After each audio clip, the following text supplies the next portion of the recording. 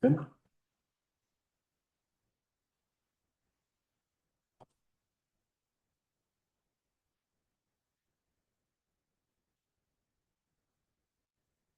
Good evening.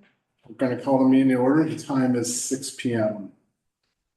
Next item on the agenda is the approval of the agenda.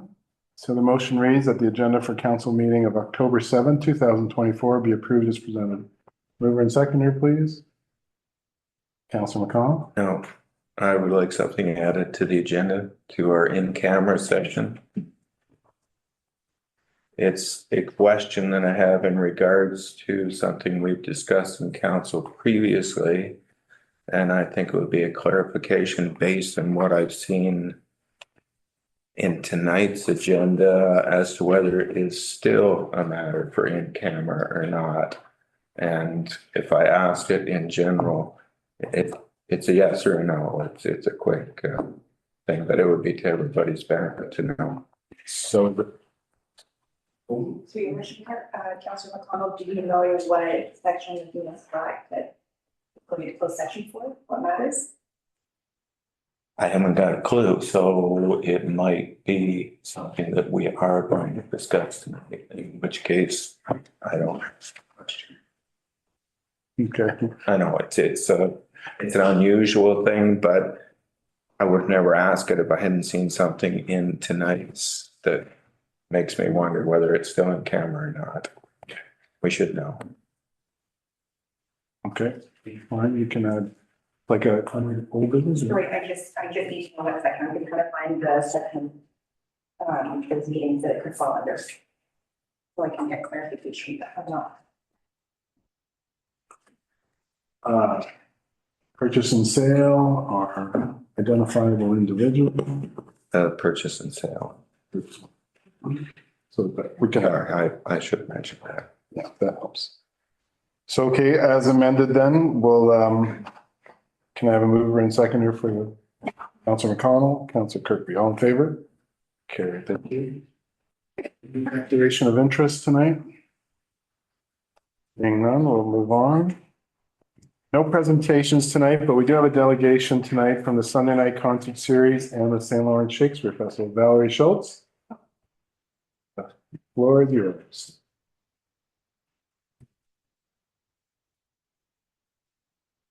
Good evening. I'm here representing the Sunday night concert. We are not asking for money, but for your help. For those of you that might have attended our concerts, you will notice that our numbers are increasing. For instance, when Eddie and the Stingrays performed, we had over 500 people. That isn't counting the people that would not get in and were sitting outside. The average night is between 250 and 350. Our big concern is if we have to go in the arena because of rain. This summer we had to go in twice, and the second time we lost money. We did not bring in enough to pay the performer. The arena is a great venue. If only something could be done about the acoustic because it's sad.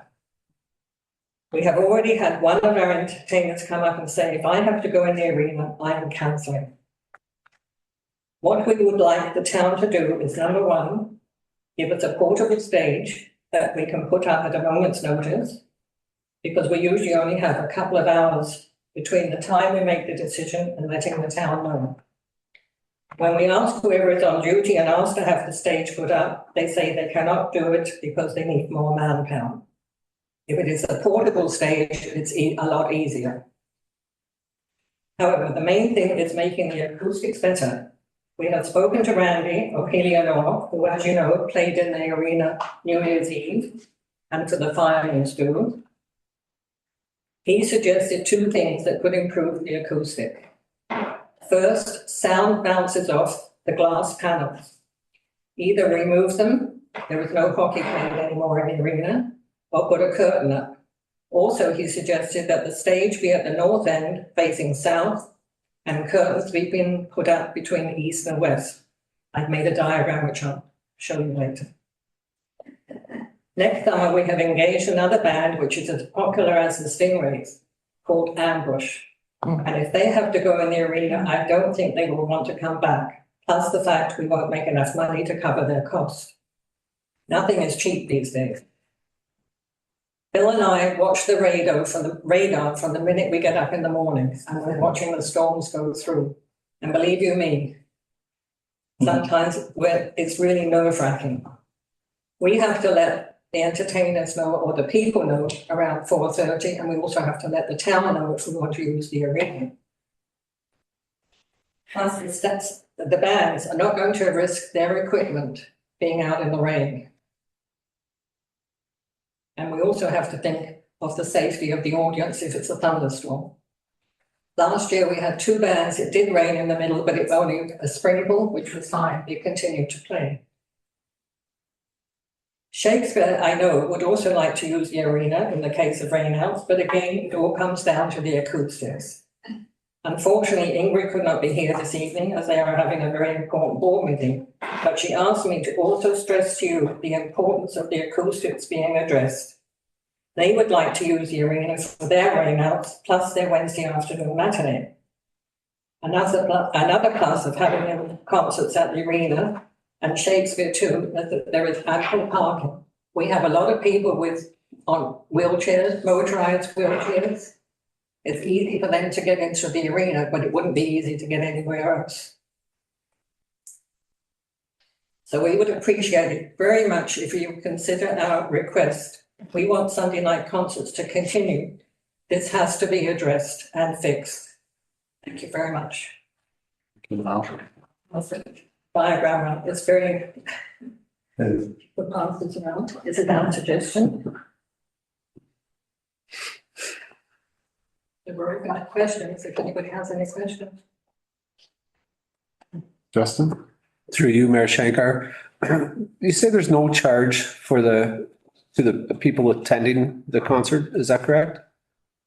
No, it's a free will. So with the, Donations only. So most people, the average is $5. Some people put 20 in, but the average is 5. Some people only put 2 in. But we make enough to cover our costs. you make enough to cover your costs, is kind of my, Right now. right. If we have to keep going in the arena, we won't. I guess the second part of that question for me is when you cancel a band, do they charge you a fee anyways? We've never had to cancel touch. Okay, there you go. That answers it. But we have to pay a lot of the bands require a deposit. Right. And then we pay them the balance after they finish performing. Yep. So if they have to go into the arena and we've already paid them a deposit, we're losing money. Right. Councillor Lockett? Is the church out of the question for a rain date? Yeah. There's not, won't accommodate people, plus the steps going up. I know they have an elevator, but 500 people going in, it wouldn't have. Okay. And not only that, the performance, they love the amphitheater. I know. They really love it down there. Mhm. Like with Eddie and the Stingrays this year, it was touch and go. And luckily, the skies cleared and they were able to perform. Councillor Campbell? Through you, Mayor Shankar, Valerie. Besides Eddie and the Stingrays, what kind of attendance are you getting? We had 530 people. No, besides them, like on a regular, not a regular, what, Sorry? sorry, my voice. What's your average attendance without these really Around 300. 300? Okay. Yeah. The worst attendance we had this year was when we went in the arena with Marlene Fawcett. That was terrible. And the acoustics were terrible. I'm just trying to think if there's another venue just for Eddie and the Stingrays. You know you're gonna get so many people, and whether it's raining or not, just plan it for there. And There isn't anywhere else. I wish there was. yeah, so I'm thinking we have another arena, but I don't know what's scheduling. Well, but the new arena is great, but you start putting the ice in there in August. We don't finish until the end of August. Right, just thinking out loud. And the other hard part is it's so weather dependent. right? Like we could go the next 3 years and you never go into the arena. I know, like last year, we only had to go in once. But you never know, and the weather's changing. So Well, thank you for coming and we'll talk with staff and see what we anyway, can. thank you very much for listening. Thank you. We appreciate it. Don't forget next year it's the Abbey.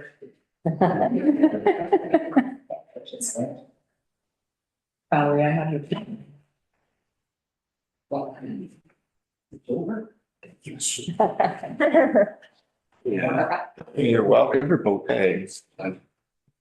This looks like floor food, do you? Glass. Yeah. All right, moving on. We've got minutes of the previous council meeting. So under item 6.1, we have approval of the council meeting minutes of September 16, 2024. Can I get a mover and seconder to accept these minutes? Moved by Councilor Burton, seconded by Deputy Mayor Young. Any discussion on the minutes? Seeing none, call the question. All in favor? Carry, thank you. No items under communications and petitions. There are items? There are no items? Thank you. Consent reports. Item 8.1 is consent reports, and we have the information package. Is there anything anyone would like to see pulled out? Councilor Kirkby? Yes, through you, Mayor Shankar. I'd like to remove the municipality of St. Charles regulation of the nicotine pouches. Sorry. All right, It's 12. number 12. Oh, there it is. Nicotine. All right, anyone else?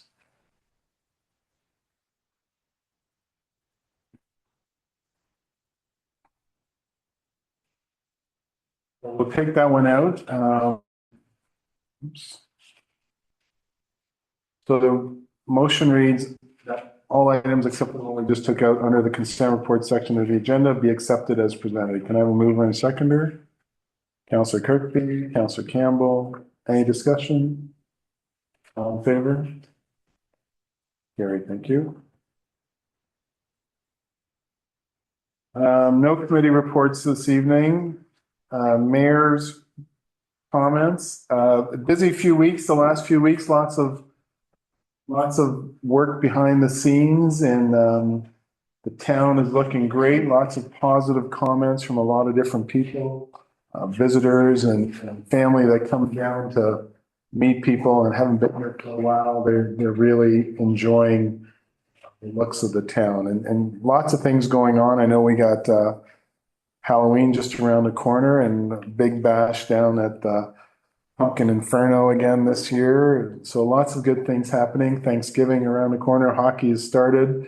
So we're in full gear now, but we're still cutting grass and the leaves haven't fallen yet. So we got a bit of work ahead of us.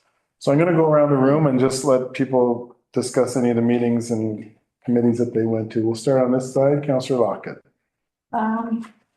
I just want to echo what you've said. I've recently been visiting someone down at the condos, and I've mentioned this to Matthew. When you look down on that open park area, it's like a picture. It's well maintained. It's absolutely beautiful. It looks like you're looking at a huge city. So they've done a really good job. Everything is neat, tidy. The playground is busy. And lots of families, lots of out of town people. And so just kudos to the staff for having it look so well. Thank you, Councillor. Councillor McConnell. Thank you, Mayor Shankar. I attended a cemetery board meeting a week ago, and we just discussed a couple of things. There's some large trees that needed to be removed, and we were given permission by the cemetery board to have that done. It was a matter of about $2,600, I think. And they were back there doing that today. I was back and had a look. They were doing a nice job, very careful around the monuments. And that's why they were being removed, because they were a danger to the monuments if they had fallen. As well, I was at the cemetery this morning. We had a permission from the board to start spending money. The anticipation is we're going to do this every year for repair of monuments. We have many, many dozens of monuments in the Sandy Hill Cemetery that have been damaged over the years, that are in danger of falling over, that are laying flat.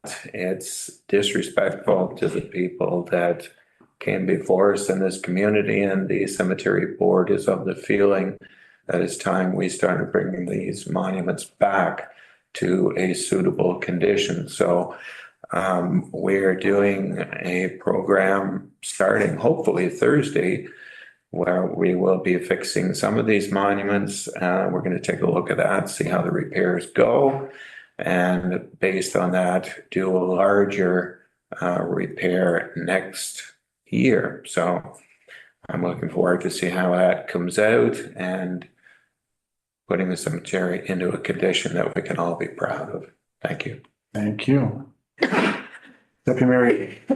Thank you, Mayor Shankar. September 17th, we had a BIA meeting and we spent a lot of money that night. We spent $1,000 towards the Small Business Week. So Small Business Week is going to be on October 22nd in the new room on the second floor in the town hall. And the event is going to be complimentary, and we're going to have guest speaker topics based on feedback received from the businesses. We did a survey earlier this fall, so that's good. We're also collaborating on October 26th for Halloween Town. We have put $1,000 aside towards activations for downtown, so we're hoping to have a good day that day. And from the Economic Development Department, the My Main Street funding was successful. The project falls under the initiatives which were supported by the grant. The BIA contributed $5,000, and the town's project budget include the following. It's the mural landscaping feature for the clock tower, the waterfront patio at the Deepwater Dock, wayfinding poles and signage, pop-ups and promenade improvements, new traffic light poles, restaurant patios, and Coast Guard gardens. And I just wanted to mention too that the dive bench downtown by the divers, does it ever look good? It looks really good. So everybody check it out. And that's all for me.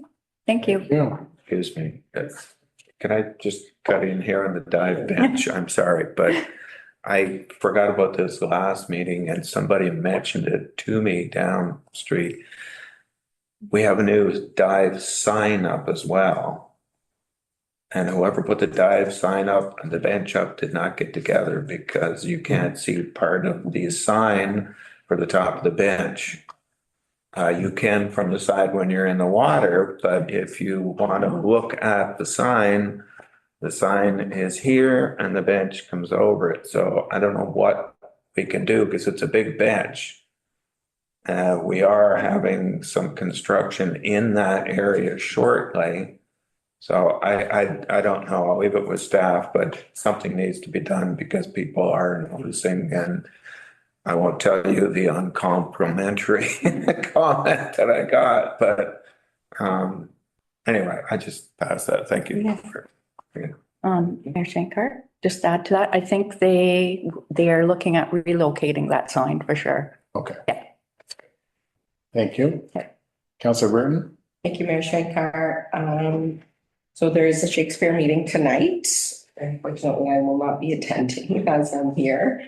Shakespeare is having a masquerade party on November 2nd, and we're hosting it right here at Town Hall in our new facility in the second floor there. It's going to be dinner and live music, $75 per person.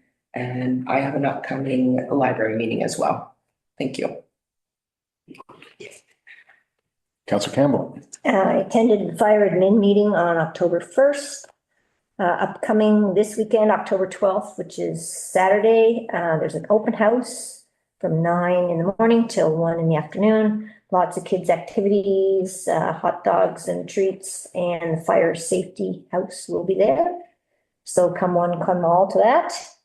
October 3rd, the fire department did a Mayfield evacuation drill. So getting everyone out of Mayfield in a safe and efficient manner. They're working on setting up fire drills at the different schools. October 6th to 12th, that's now, is Fire Prevention Week. And then we had some great anniversaries of volunteer firefighters. Paul Arcand, 36 years. Mike Crozier, 16 years. Ryan Sobey, 16 years. Devin Burns, 1 year.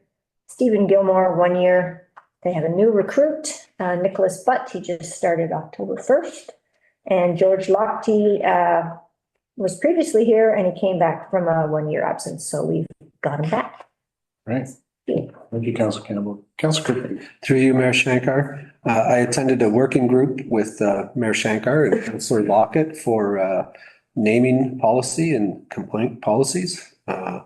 Just some stuff on operations. The marina is now closed, splash pads shut down, the camera's been installed down at the fire hall and I believe the marina. Then the Queen's exhibit I attended with Councillor Lockett and Mayor Shankar, which was well done at the new facility up here. And just on a more somber note, a longtime town employee, Mike Longton, passed away last week. So I'm sure anybody that spent any time around the Leo Boyden Community Center would remember Mike. Yes, I'm glad you brought that up. They are doing a celebration of life at the Leo Boyden Arena. So do you know the date of that? In November. In November. So we'll all make sure we're there for that. He was a great guy. Okay, thank you, Councillor Kirkby. Well done. We're going to move on into our staff reports. We have a few of them tonight. The first one is item 73-2024, community risk assessment from our fire chief, Rayner. Recommendation reads that council approve the community risk assessment for the town of Prescott in accordance with regulation 378/18. Can I have a mover and seconder for discussion? Councillor Britton, Councillor Lockett. Chief, floor is yours. Thank you, Your Worship. So in front of you is the staff report, and then the attachment is the actual document, which is 40 pages long. So I won't spend that much time going over that. But basically what we've done is a community risk assessment identifies, analyzes, and evaluates prioritized risk to the public and the community. So we use data from the census. We use information from the Ontario Fire Marshal's document that we send to them based on those risks and type of calls. So when we have 9 profiles here, so these were the worksheets that we used to get this document. So it goes everything from geographical, building stock, critical infrastructure, demographic profile, hazard profile, public fire safety, economic profile, and then loss and events of history. So some of these documents are already in our emergency plan. For example, hazard profile and the critical infrastructure. So there's some meat and potatoes in the document where we have now. So what we've done is use these other worksheets to fulfill all of those areas. We take all of that and then we use risk based on likelihood or risk of potential risks. So the consequences. So there's an actual map there, a chart, sorry. So you can see in some of them, there's green areas, yellow areas, red areas. So the red areas obviously are higher risk. So what do we do to mitigate that? That could be pre-planning, inspections, training, working with neighbors to assist us at a call if required, going out to the industries, the buildings, just in town is what we do. So we look at all those areas, and what you have in front of you is that document at the end.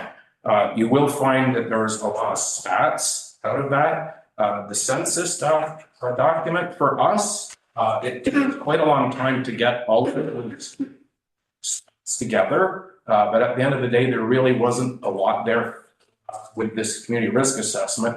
A lot of it is what we see out in the public.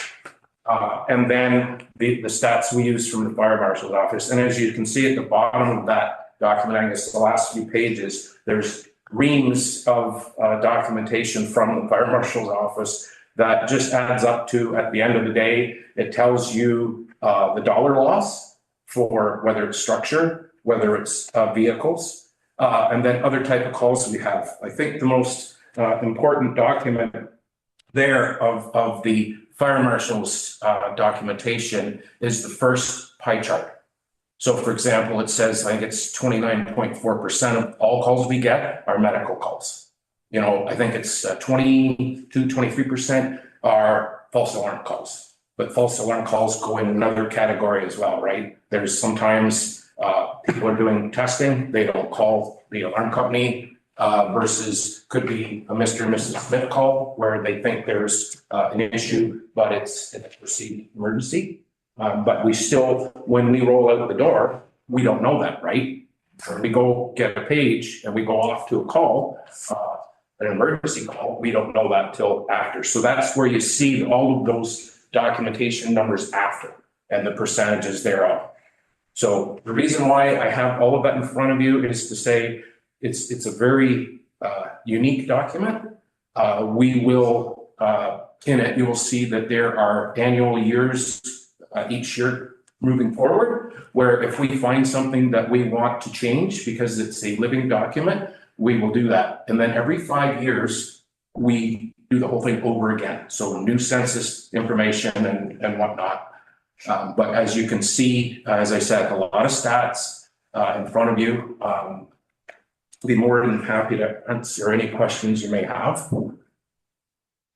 I just thought maybe if you can't have an easy way of sleeping tonight, read that again, and you'll be good. Any questions for the chief? Dr. Mary Young?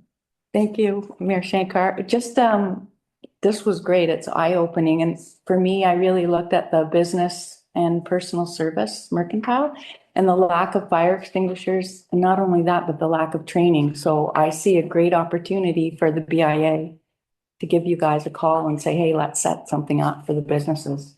Because I know even in our business, we're an insurance business, but we still have a kitchen, right? And we still have other things. So I think that would be great in the future if we could maybe collaborate with the BIA. I think it's a perfect opportunity. So for example, on the open house we have coming up next Saturday, we'll have a tutor there. And a tutor is just a way of using fire extinguisher to put out a pretend fire. And a lot of time the parents bring their kids and stuff, but if it's we have it, right? So it's something we could work with you, right? Even if we had perhaps at the fire hall, right? And find a day where you could bring the BIA and we could figure that out, because it's amazing. I mean, I have fire extinguishers in my house, hope I never use them, but the average person buy them. It's great that they have them, but would not know how to use them. Right. So yeah, we definitely. Thank you. Very good. Anyone else have a question? Councilor McConnell. I can speak from experience, as you well know, that a fire extinguisher in your house comes in very handy. And you should know how to use it, and the difference between one for the kitchen and one for your couch in the rec room or something like that. Yeah, my microwave caught fire, as I think I mentioned, about a year ago. Yeah, you were lucky. You were lucky. And quickly, I wanted to also mention that there is a typo on the table of contents. It's a formatting issue. It looks great when you look at it, but when I print it off, it comes up. And there was 2 areas as well, because this document started in 2/21 to finish. So there's a couple of typos in there. I added the ACCC for community center, and then we had a building listed as a possible occupant for apartments as Wiser, and I removed that at this point in time. So you will see that, but I finally saw that was needed to be taken out. So rookie mistake. It's a lot of work here, Chief. You did a great job and it's a good document. It's almost like a living document that we can have, that we can always refer to and update and change each year. Yes. But yeah, there's a lot of stats in there. The one stat I noticed was there's more people over the age of 85 than there are kids under the age of 4. So that's kind of interesting, but I remember that from the census before as well. Thank you, sir. No other questions. I'm going to call the question. All in favor? Carried. Thank you. Okay. Item 12.2 is staff report 74-2024. It's the draft municipal complaint policy from our Director of Administration and Clerk, Lindsay Velkamp, as well as Sam, but Sam's not here today, right? So and Deputy Clerk Caitlin Mallory. Recommendation reads that the council receive the draft municipal complaint policy and that staff be directed to bring the municipal complaint policy as outlined in staff report 74-2024 to the council meeting of October 21st, 2024 for final review and consideration. Can I have a mover and seconder just for discussion, please? Councillor Campbell. Ms. Velkamp, please speaking, please. Yeah. Thank you. Commissioner Shankar. It is recommended that municipalities have formal complaint policies. And as Councillor Kirkby referenced earlier, the policy working group did meet on October 2nd. That working group is made up of Mayor Shankar, Councillor Kirkby, and Councillor Pocket. And they reviewed the first draft of the complaint policy with the manager of community services, the deputy clerk, and myself. The purpose of the policy is to enable the municipality to promptly and effectively address service and service delivery complaints raised by members of the public and an approach where all complaints are dealt with in a fair, respectful, transparent manner as quickly as possible. So the draft policy outlines different roles for different individuals, including members of council, the mayor, CAO, clerk, department heads, and members of the public. The complaint policy will provide a clear process for handling complaints, which included the assessment and acknowledgement once complaints are received, how to handle a complaint when it is received, how it's transferred, the investigation process, and decisions and possible resolutions. Timelines are also outlined and tracking requirements as well. We are still currently working on a system for tracking, but for just the first draft, we're putting it forward to council to review and provide feedback, and then whatever feedback is collected will be brought forward to the council meeting at the 21st for further discussion.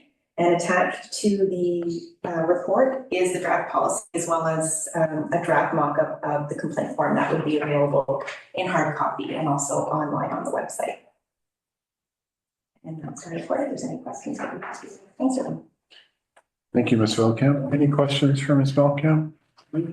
Councillor Kirkby. Through you, Mayor Shankar. I thought about this question later, and I think you just touched on it. So right now, this is the draft, and we're going to collect information from fellow councillors or questions and bring it forward to the first meeting. Is that correct? Yeah, through you, Mayor Shankar. If there's discussion at the table, we can incorporate it based on discussion this evening. Afterwards, if you can send an email, then we can incorporate that as well. Thank you.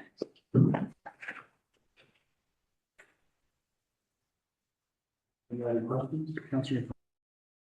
And reading through this, I'm just it's a bit unclear to me. Are the individual department heads the final say as far as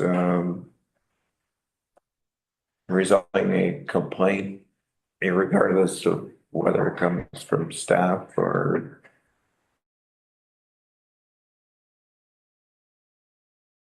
other than that? I couldn't, I've gone through this about 3 times, and you can do it different ways. It waffles a little bit. I think that needs to be firmed up a bit.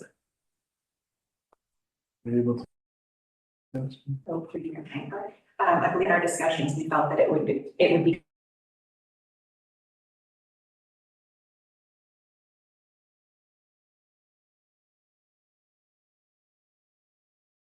general public or anybody can rise to If you feel it's not clear though, let me know how we can tighten that up to provide that clarity.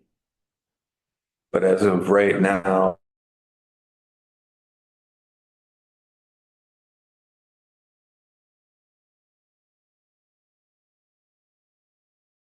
because they do more than it's the obvious stuff that they do around town. If somebody's complaining about a flower bed, we'll say, then the actual head of the Public Works Department. Right now, we don't have one, I don't think. And Nathan left us this week. That department head would look after the complaint. And if the complainant was not satisfied with the solution that was offered, you're saying that it goes to the ombudsman from there? So that's an option if they feel like the result isn't what they want. For something like a flower bed though, I think the policy outlines an informal and a formal complaint. So if it's the first time you complain because the flower bed's not weeded, that makes sense to rise to the director of operations to then make sure that staff go out and clean up the flower bed. If it's repeatedly requested over and over again, then it becomes a formal complaint and there's more of an investigation. So then we look into it and then the result is to deal with it internally. So there's not really an appeal process, but it would be the expectation that the department head would be able to resolve that issue. Okay, well, there was something else that came before council a while ago and I made the same comment and I'm going to make the same comment about this one. I can't support something that does not give our townspeople the option of, as a final resort before going to the ombudsman, to appealing directly for or to council. We're elected by the people in the community. They expect us to provide good government and we do the best that we can. But when there is a complaint, if they're not satisfied with how the complaint is handled, I believe they should have the ability to launch a final appeal to this group before they have to go through a whole bunch of work, which could take God only knows how long, and take it out of this community to the ombudsman. So personally, I can't support anything of this ilk if it did not contain that option. Thank you. One second. Halsey, in preparation for this, and I don't remember if we talked about it, is that avenue used by any municipalities? So for this policy, I believe we looked quite a bit at North Grenville, North Stormont or Stormont. None of the ones that we looked at had council as the final appeal. It's always up to council. I just don't want to turn council into hearing complaints all day long or appealed complaints. I don't want that to happen. And by, in all respect, if you want to put that in, we have to trust our staff to make the right call. Do you understand what I'm saying? Yeah. Mm-hmm. I do understand what you're saying. I don't agree with it though. I believe, as I said, that we are elected, not staff. We represent the people in the community. Staff represents us. But if the people who are in the community have a complaint, and I use the flower bed as a very poor example, and I will admit it. But if somebody in the community does have a complaint, I believe that they should have the ability to complain to council as a final resort. Because darn well, they're going to complain to all of us individually or out when you're walking your dog anyway. And then we really can't respond to it. in an individual way. It's not within our power to do so, and we shouldn't. So bringing it before council for a decision, I believe is the proper way to do it. The fact that nobody else does it doesn't really matter. It's not going to change my opinion on it. So that is, that's the way I feel about it. Thank you. Anyone else? Oh, sorry, yes. A couple of things. I know we went over most of this, but I'm just trying to clarify again. So under the complaints, it's saying that, it needs to be submitted in writing. We're considering email writing, correct? Okay. And then under the formal, complaint process, it says, it's going to be, acknowledged in 5 days, is, acknowledged and receipt of. Does that mean we're just documenting it, but we're not letting them know? Like, are we letting the complaint person know within 5 days that we received it and we're looking into it or whatever? So through you, Mayor Shankar, when the form comes through, whether it's handed in person or online, it comes directly to Caitlin and myself. We review it, assess it, figure out what the department can send it through to, and respond by the individual. And when you receive it from the center, it would probably then they know where it's going. And then they also have that first line of contact. Councilor Kirkby? Through you, Mayor Shankar. I kind of agree with Councillor McConnell, but not on every complaint. I mean, there almost needs to be like a threshold of where council would be aware. One for me is the unreasonable behavior, right?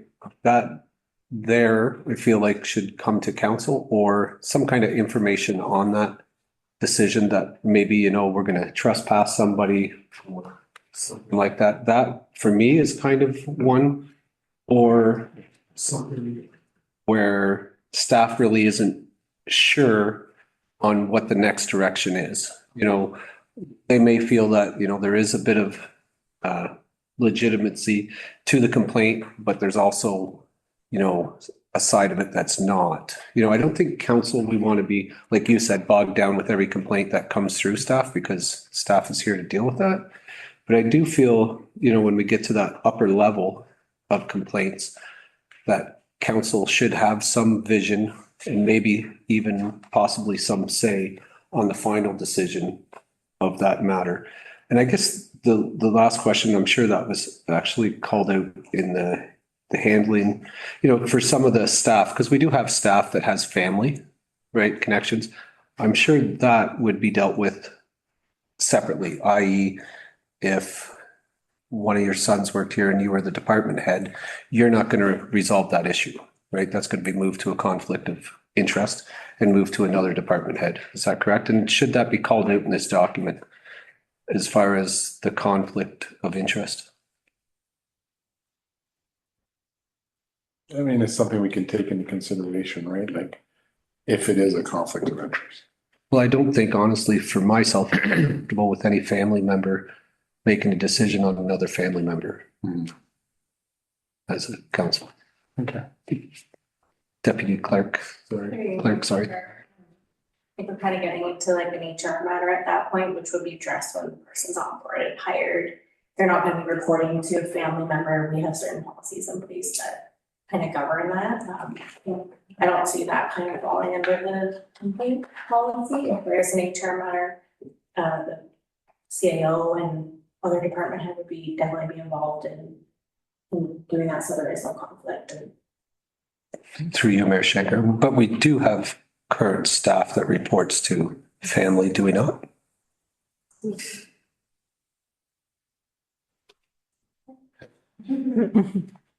Right? I just, you know. Yeah, I mean, that's something we can do. I mean, you know, that's something we can put in here in the event of a conflict, a different department head. Absolutely, that's all I'm looking for there. That's an easy fix. Councilor Campbell? Through you, Mayor Shankar. So in the definitions, it says complaint, what it is, informal complaint shall mean a complaint communicated informally to municipal staff or specific department. And then a formal complaint, it's submitted on this tracking form. So would the process start with someone being able to say their informal complaint? And if that's not dealt with properly, they would go to the form then? An informal complaint would be like Councillor McConnell called, said, calling in and saying that the garden's not weeded. I would take that as being an informal complaint, or there's a pothole outside my house that needs to be filled, informal complaint. If it's so, it's been reported 3 or 4 times and the individual doesn't feel like it's being resolved, then we would recommend a formal complaint and it is put on the form and then there's more of a process involved. Just to put out there, we've never really had anything really rise to that. Staff are quite good to deal with our complaint informally, but it is good practice to have something in place. Justin. Oh, I'm not quite done. So it says in this document that all complainants will be treated with respect and will not receive adverse treatment or any form of reprisal. So if we're going to be saying that, then we need to be meaning that. It's just what I read it. Councilor Burton? First of all, we have enough complaints that we hear on a regular basis as council.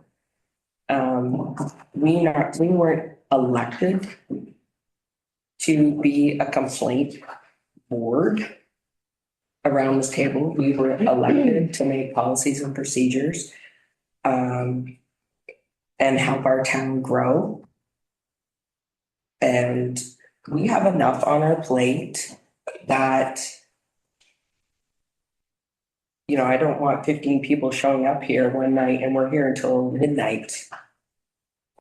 Our staff is quite qualified to handle all of our complaints. Will they inform us? Absolutely, when we need to be informed. We don't need to know that there's a pothole that hasn't been filled in 2 weeks, right? Our staff is quite qualified to handle all of our complaints. Thank you. Thank you, Councilor Burton. Yeah.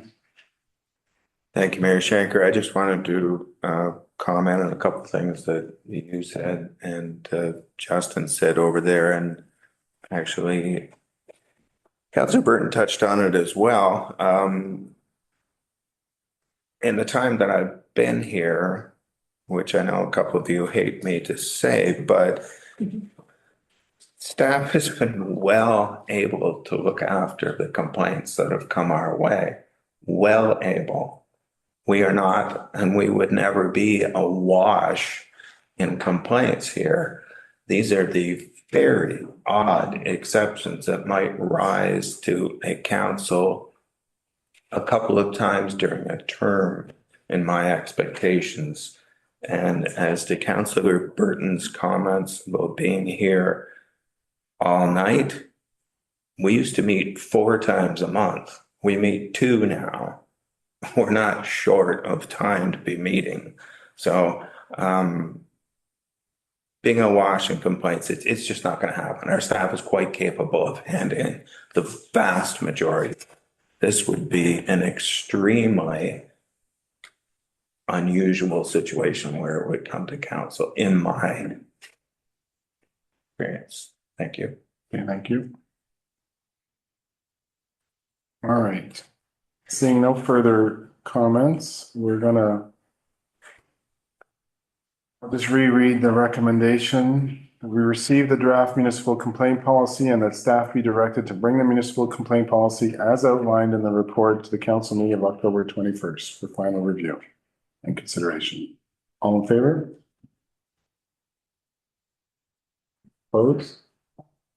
It's the final thing that Yeah. has a We'll slowing. still discuss it though. Yeah, In favor? No? fair. Okay.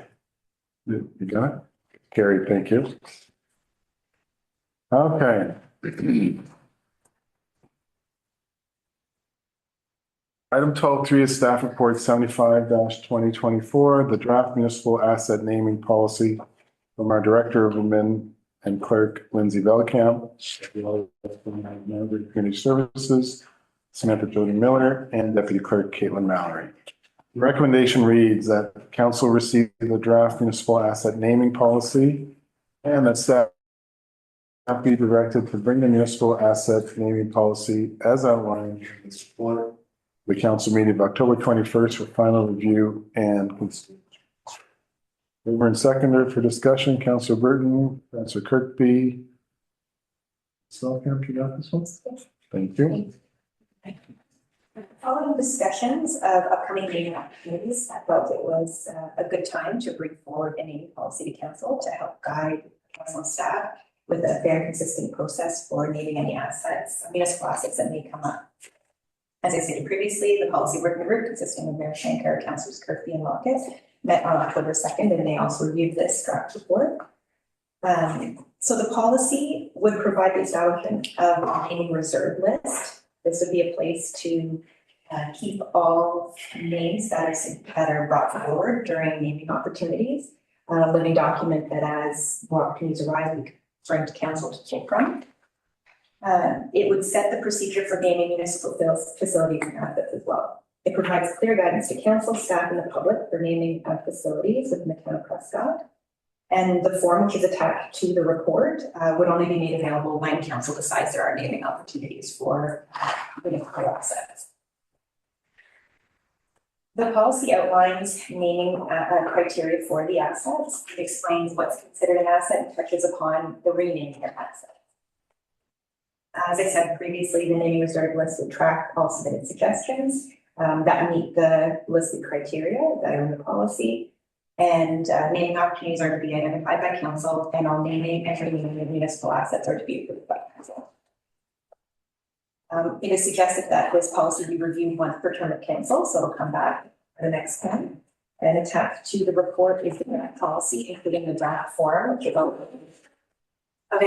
be available online to submit electronically and can be printed out and handed out in hard copy. And as a recommendation reads, the policy will come back to council for final consideration at the next council meeting on the 21st. I was like, if any questions, I'd be happy to answer. Thank you, Ms. Selkamp. Questions for her? Councillor Kirkby. Through you, Mayor Shankar.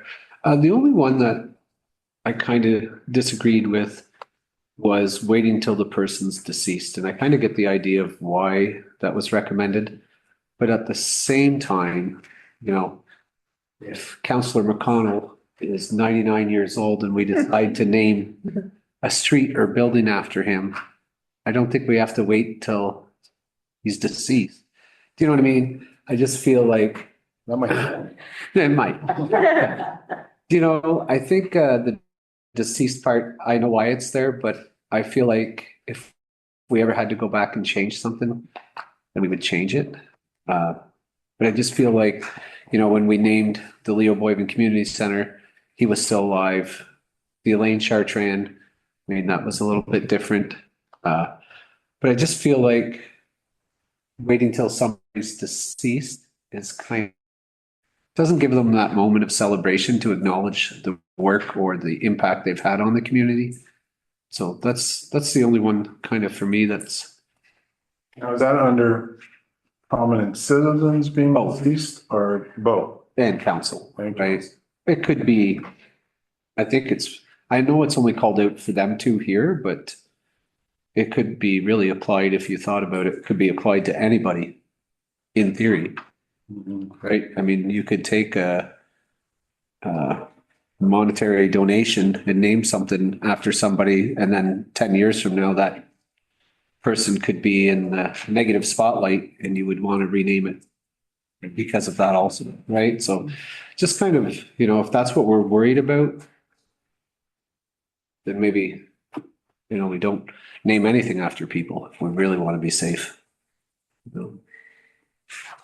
Councillor Burton? Thank you. I just want to know what the train of thought about the former elected members of council, like the deceased, same as the side, kind of on the same line as Councillor Kirkby was saying.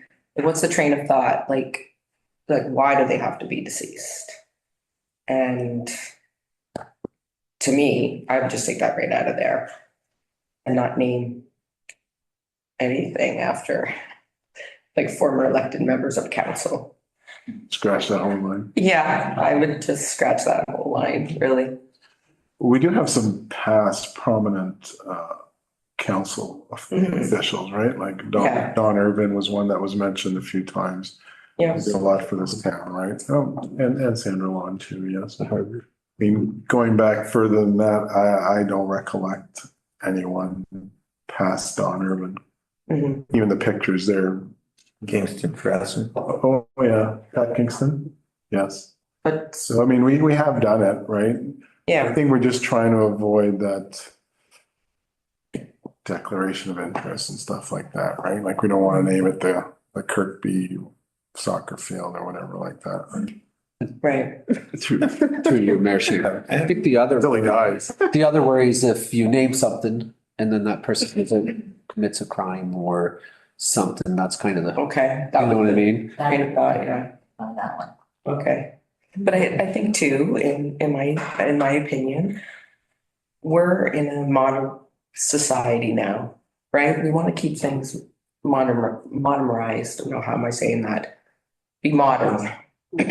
And to name something, like you said, Mayor Shankar, like some of the people up here, yes, we know a few of them, but we don't know 90% of those people up there.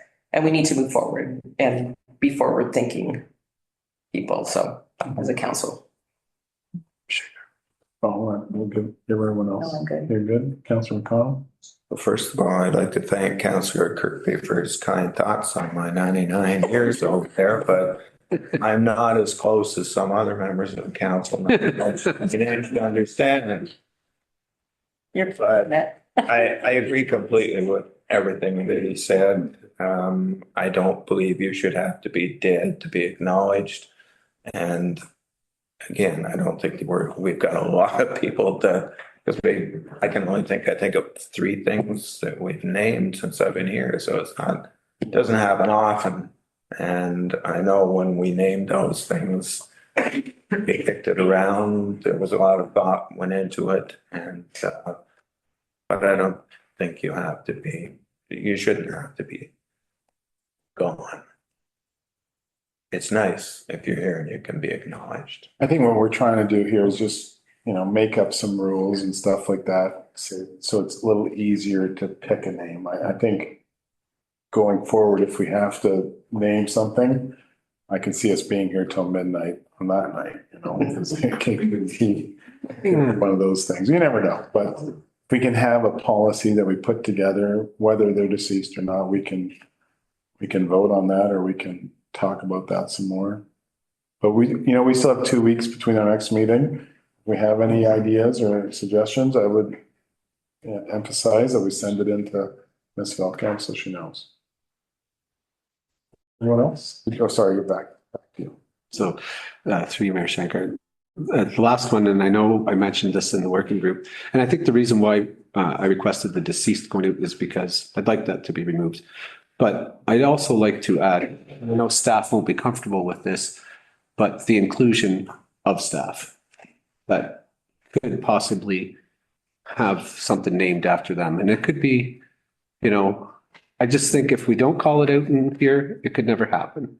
Right? And I know staff doesn't want that, but I think if council decided to recognize a staff member in a naming policy, then so be it. As long as they're alive, they can say yes or no. Maybe they shouldn't be working at the town at that time, but anyway, thank you. Just a quick one.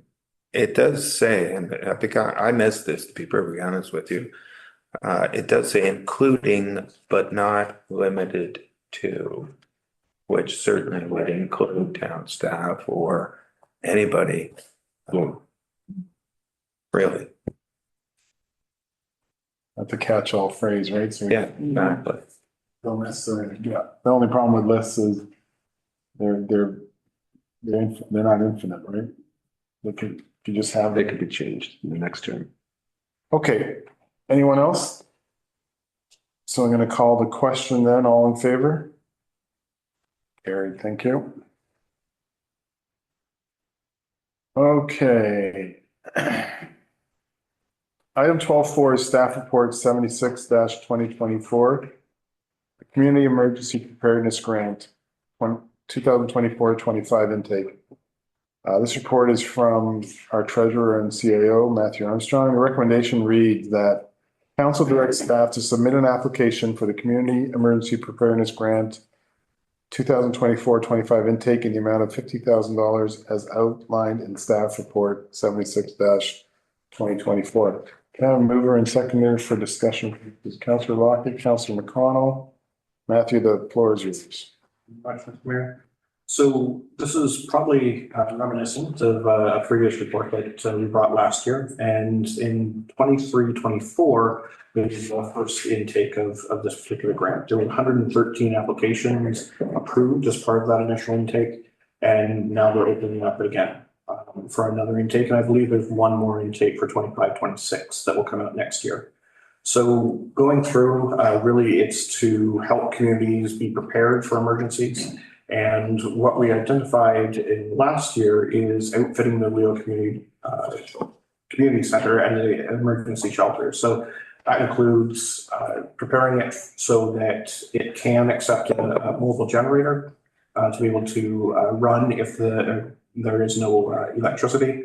And then also outfitting it with cots, blankets, and emergency supplies on hand so that in the event that we have to evacuate a certain number of people or a certain portion of town, that we'll be able to take them right to the community center.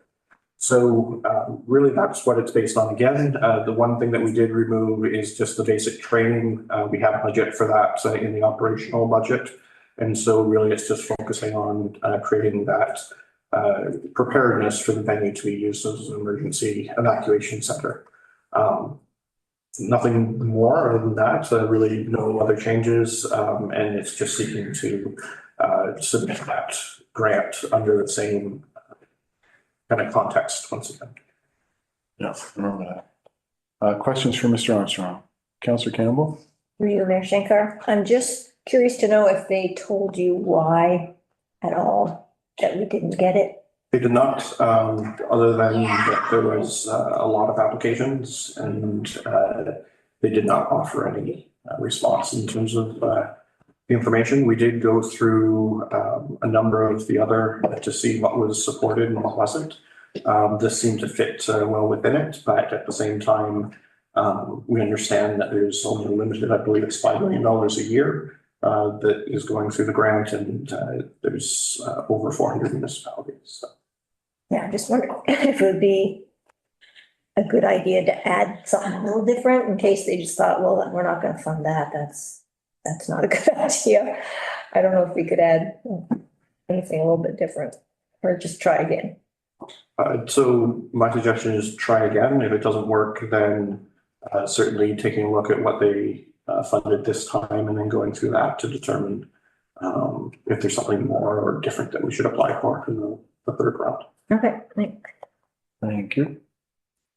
Councillor Kirkby? Through you, Mayor Shankar. Matthew, I'm thinking of an ice storm. So you got the generator there. Is the Leo Boyven Community Center in a position to be used in the winter to create heat, enough heat to house people if there was an ice storm? Yeah, so there's the stand heaters that are there, and pickleball is played through the winter currently. Really, one of the things that we would do, and I can't remember if we did it or not last year, but actually just turn the heat shields away from the stands and keep the center. So that's one way that you're able to do that. Also bringing in large industrial heaters would be able to do that as well. And then one more question, if you don't mind, through you, Mayor Shankar. Matthew, let's say there's a forest fire up north and we take residents from the north into the Leo Boyven Community Center. Is there compensation provided to the town for each resident that's brought into the Leo Boyven Community Center? Generally, yes. And so once in a while, depending on the rate of forest fires in the northern part of the province, they will put out a plea for asking municipalities to volunteer for that. And there is a reimbursement process that's attached to that. We haven't had it in the last 2 years. What they have done is equipped some of the larger, more northern municipalities with equipment to be able to support those. And so now they have a certain base to be able to work with, but if they go beyond that, then they ask for a general support from all municipalities. Because I could imagine there would be some cost to housing, i.e. food, water, Absolutely. right, that the town would have to. Yeah, if Take it's that. outside of town, then absolutely, when we're supporting those northern communities, then certainly they reimburse. Right. If it's for doing an emergency within the town borders, then certainly the first amount that's equivalent to 3% of your property tax intake is adored by the town, and then amounts after that is supported by the profits. The last one. Okay. And then as far as the accessible washroom, I know that we had talked about transferring the old first aid room down there to be accessible. Is that in process, or would this money could maybe be used? I don't think we could use it necessarily for that. We do have an idea that we'd like to bring forward to council at the next meeting. There is recreation funding for rehabilitation of sites. And we have a few ideas of what we could do at the Leo Boyman Community Center. And one of those is, our biggest issue is that the waste pipe is much deeper under the concrete than we thought it was going to be. Right. So that our original estimate is a bit shy of what it's going to actually. So we're looking at other options in terms of being able to support an accessible washroom. I don't think this would necessarily be the avenue, but I think there are a couple of other avenues that we could explore. Perfect. Thank you. Thank you. Councillor McConnell? Thank you, Mayor Shankar. Storage, I think you mentioned the last time we discussed this last year that these cots and blankets and what all storage could be a bit of a problem down there. You talked about possibly a container or something. Is that part of this? I didn't see it anywhere. So part of that, I think there was about 5,000 or 2,500 that we moved and removed from the basic training. And we could be able to use part of that. A container, the most recent container we bought, I think was 5,500 or 6,000. And absolutely, I think that could absolutely be something that we'd be able to support. We would also make it so that if Augusta or Amherstburg Cardinal need it, that it is then transportable by just putting it on a forklift on the back of a truck and then moving it along. So yes, in that we would include the storage to be able to move it around to what we need to. Yeah. Do you really think though that a steel storage container is gonna prevent dampness or some of these blankets, things like that? I don't want to sleep with a damp blanket, to be perfectly honest with you. So some of the things like the blankets and whatnot, we would find places like underneath the stands, that sort of thing, and then put them in something that's going to be keeping it from rodent damage, anything like that. So anything that does have the ability to have, that sort of issue where it could be eaten away or that sort of thing, then definitely we'd make other arrangements. The cots tend to be a little bit more collapsible, those types of things, and then you're able to slip on the cover. So again, I'm not saying that we would necessarily buy the container, but it is an option if we wanted to be able to say, this is kind of how we would be able to move it around if we had to. Okay, thank you. All right. Sorry. Yeah, Go almost. ahead. So sharing between the municipalities, this is only us that is applying for this money? Correct. So it would only be in case of emergency. So let's say, something happened in Spencerville and they needed cots, that sort of thing. Then certainly I think, they would put out a general plea to say, does anyone have anything we can help and support? And in which case we would take it to there. But our first and foremost priority would be residents of Prescott and helping out where we are able to.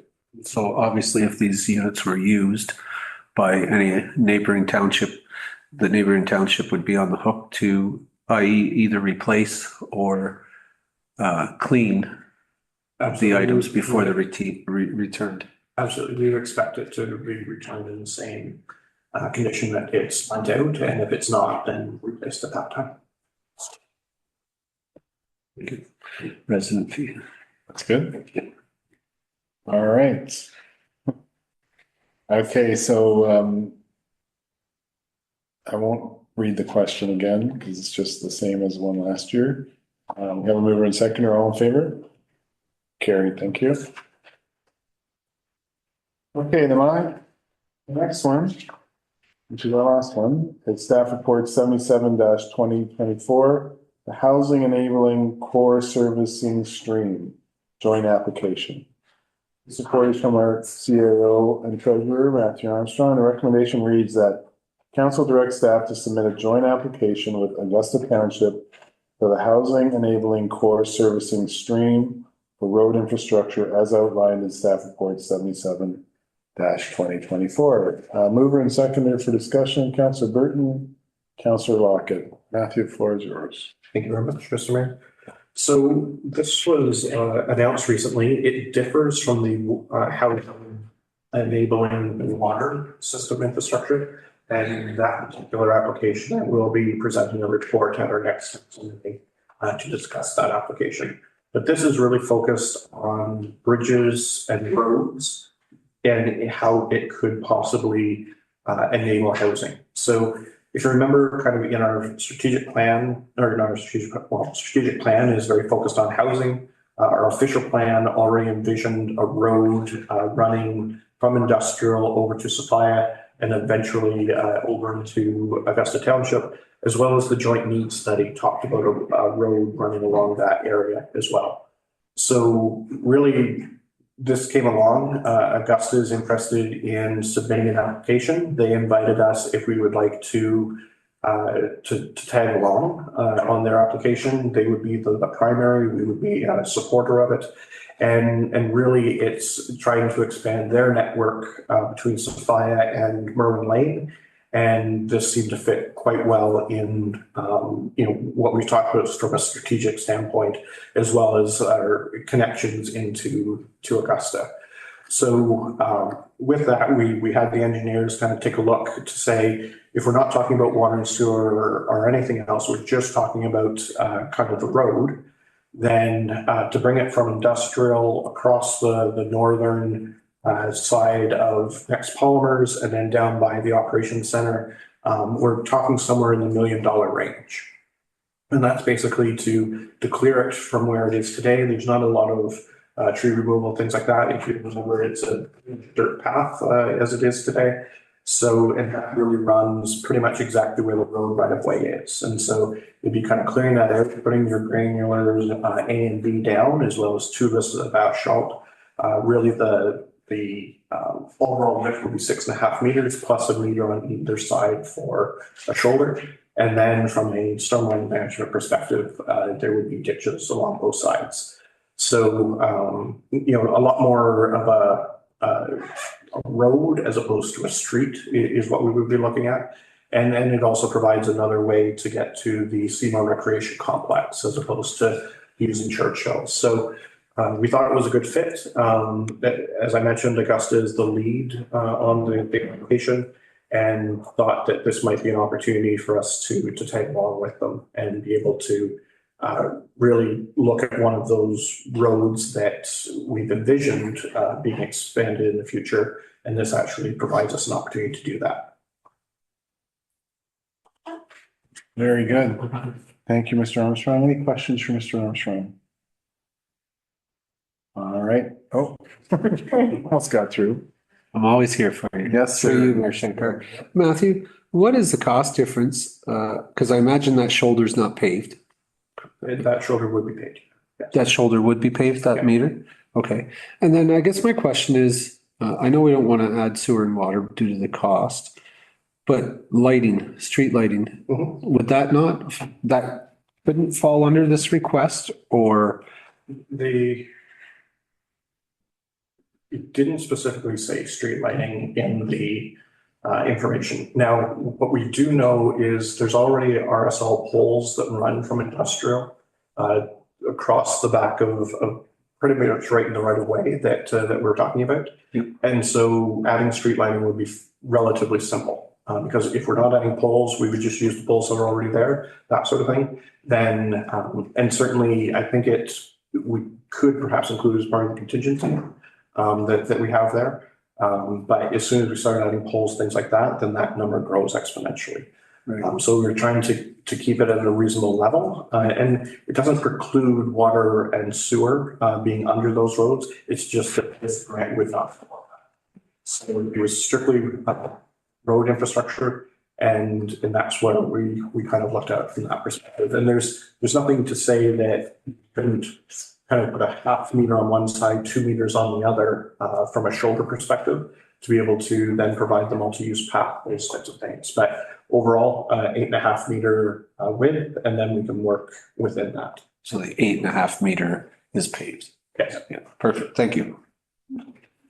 Councillor Campbell? Mayor Shankar, not knowing anything about roads, do we have to do any kind of environmental assessment back there? Absolutely. Anytime you build a road, you have to do an environmental assessment. And then when, depending on the materials that you're taking out, that will dictate what you can reuse them for or not. Or would you put that into the grant? It's not something that's permitted in there. Again, it'd be covered by the 125,000, but in terms of the actual studies and things like that, then it wouldn't be included in there. And this is the town of Prescott's road. So we'd be maintaining it. Correct. And if we had this huge bill from an environmental assessment, we'd be paying for that, or would Augusta share with that? So roads that are in Prescott, we would pay for. So regardless of what road that you build, even when we replace roads, there's a process that we go through from an environmental standpoint. Okay, thank you. Councillor McConnell? Thank you, Mayor Shankar. Given the fact that this abuts cuts through whatever way you want to look at it, our Southern Industrial Park, this would be engineered to heavy road standards for traffic, I'm presuming. It would, correct, it would be engineered to kind of exactly as you're saying, it's kind of a road perspective that would allow for heavy trucks. Thank you. Okay, so everyone's good with that? Call the question, all in favor? Okay, good. Thank you, sir. Okay, we're gonna move on into, we have a resolution tonight. The recommendation reads that council appoint Rob Somalio to the Augusta Township of Edwardsburg Cardinal and Town of Prescott OPP Detachment Board for the remainder of the term of council. Mover and seconder, Councillor Burton and Councillor McConnell. Any discussion on this? All in favor? Carried, thank you. We also have two bylaws this evening.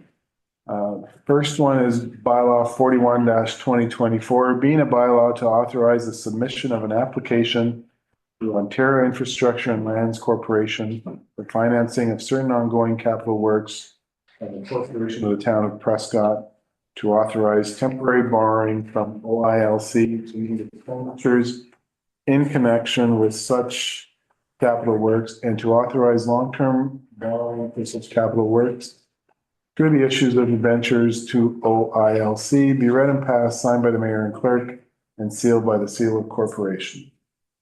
Mover and seconder for this, Councilor McConnell, Deputy Mayor Young. Any discussion on this? All in favor? Carried, thank you.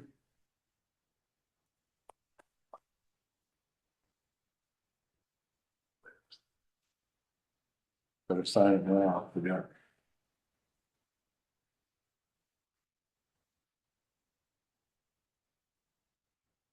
Okay, the second one is bylaw 42-2024, being a bylaw to approve the submission of an application to the Ontario Infrastructure and Lands Corporation for the long-term financing of the certain capital works of the corporation of the town of Prescott and to authorize the entering into a rate offer letter agreement pursuant to which the municipality will issue debentures to OILC, be read and passed, signed by the mayor and clerk, and sealed by the seal of corporation. This is for the fire rescue truck. The last one was for the water tower. Mover and seconder. Moved by Counselor Kirkby, second by Counselor Campbell. All in favor? Carried, thank you.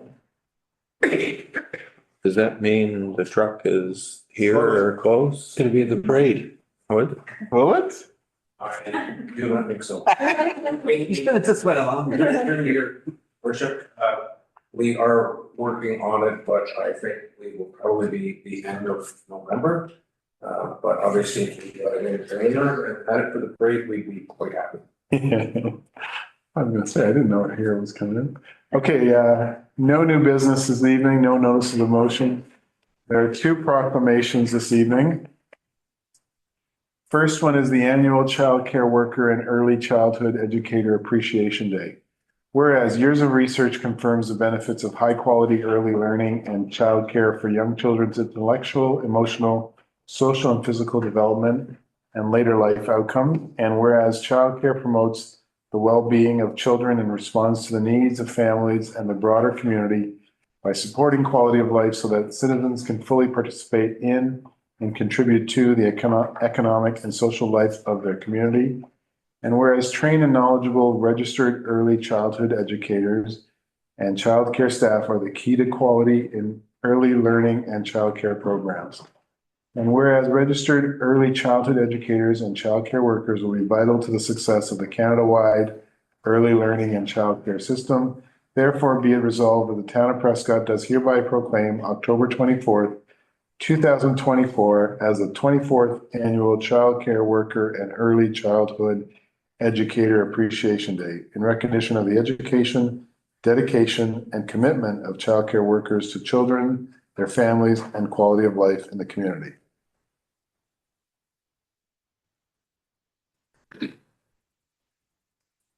Next proclamation is this week's October 5th to 11th is the Ontario Cadets Week. Whereas Canada has a dynamic cadet program with numerous cadet corps and squadrons across Ontario. And whereas these cadet corps provide programs for Air, Army, and Sea cadets 12 to 18 years of age.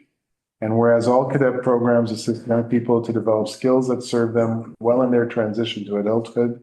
And whereas cadet programs focus on physical fitness, leadership, citizenship, and teamwork skills, providing experiences not found anywhere else. And whereas cadets are active members of their communities and make valuable contributions to society on a daily basis.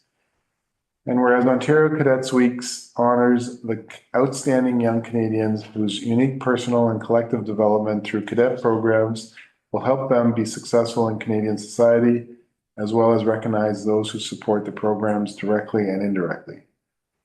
Therefore, be it resolved that the corporation of the town of Prescott does hereby proclaim the week of October 5th to 11th, 2024 as Ontario Cadets Week in the town of Prescott. Thank you. If I may. Yeah, sure. If I may, That's Shankar through you. Questionable. It's not a question. It's just to add to the cadets. Tomorrow kicks off their parade in Gym C at the high school. So they'll be performing their it's here, kicks off their third annual cadet week. Please join us Tuesday for the CO's parade starting at 6:30 p.m. at Gym C at South Grenville District High School. For any guests that would like to attend, please arrive by 6:15. Right. You're going? I might be there. Good. You want to pick me up? We have a BIN meeting. Any media? No media. Okay. So item 19 is closed session. The recommended motion reads that council move into closed session at 7:24 p.m. to discuss matters pertaining to approval of closed session minutes and purchase and sale of property. Under section 239(2)(c) of the Municipal Act, a proposed or pending acquisition or disposition of land by the municipality or local board, and that the CAO, treasurer, director of admin, clerk, economic development officer, deputy clerk remain in the room for items 19.1 and 19.2, and representatives from Leonard Commercial Realty remain in the room for item 19.2. That's you guys. Mover and seconder, please. Councillor Kirkby, Councillor Lockett. Any discussion? All in favor? Carried. just take a few minutes and then we'll be ready to go. Thanks, Craig. Welcome back. Rise and report. During the closed session, council approved closed session minutes dated from September 16th under item 19.1 and received information and provided staff direction on item 19.2, purchase and sale.